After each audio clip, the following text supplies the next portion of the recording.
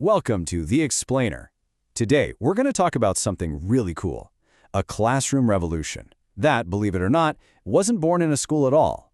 Its origins? The world's most innovative companies. Okay, so let me start with a quick question for you. Think about Gmail, the email you probably use every single day. Now think about those little Post-it notes stuck to your monitor. What in the world do they have in common? Well, the answer is kind of surprising.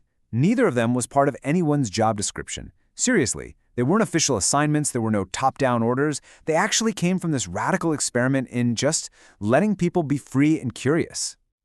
So to really get how this ended up in a classroom, we've got to rewind a bit and look at where it all started. Its billion-dollar roots in the corporate world. This whole idea goes way back, right to the 1950s with a company called 3M. They had something called the 15% Project. But, it was really Google that made it famous with their 20% Project. And get this, that project is responsible for things like Gmail and AdSense. These weren't company mandates. They were born from pure employee passion projects. And all of this incredible success? It comes down to one simple but really powerful rule. It's called the 20% principle. Here's how it works. The company allows its employees to spend 20% of their paid work time, so that's like one full day a week, working on whatever they want. Any project they're passionate about. No strings attached. Just think about that for a second. It's a strategy that's basically designed to let great ideas bubble up to the surface without getting bogged down by all the usual red tape. Committees, budgets, all that stuff. The core belief here is just so simple. Trust smart, curious people, give them some freedom, and amazing things are going to happen. Okay, so that's the corporate world. But here's where it gets really interesting for our story. We're going to see how some clever educators took this exact idea and used it to solve a huge problem they were seeing in schools.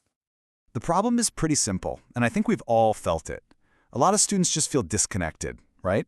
Schoolwork doesn't seem to have anything to do with their actual lives. So, the solution? It's called Genius Hour, or 20 Time, and it tackles this problem head-on by giving students the power to work on things they actually, truly care about. And when you give them this freedom, they start learning these skills that are so crucial, skills that you just can't get from a standard curriculum.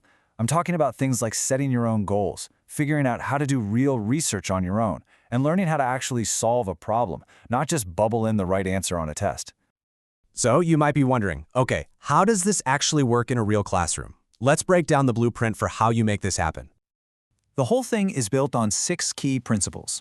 First, it's got to start with a purpose. Students find a question or a challenge that matters to them. Then, they design their own plan.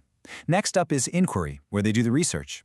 After that, they have to create something tangible, a real product. Then they socialize it, get feedback from everyone. And of course, all of this happens during that dedicated 20% of class time.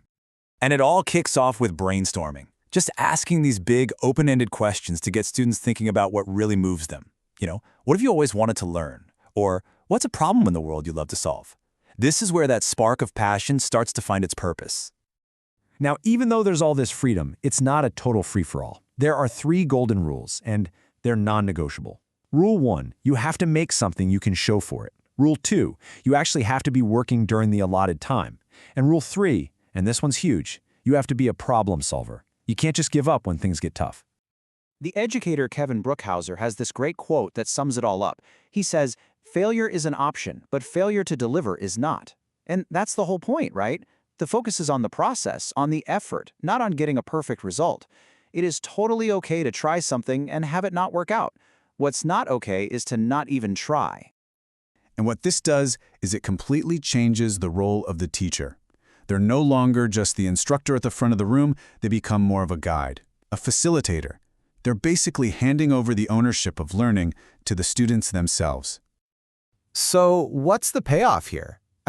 What really happens when you give students this much trust and freedom over what they learn?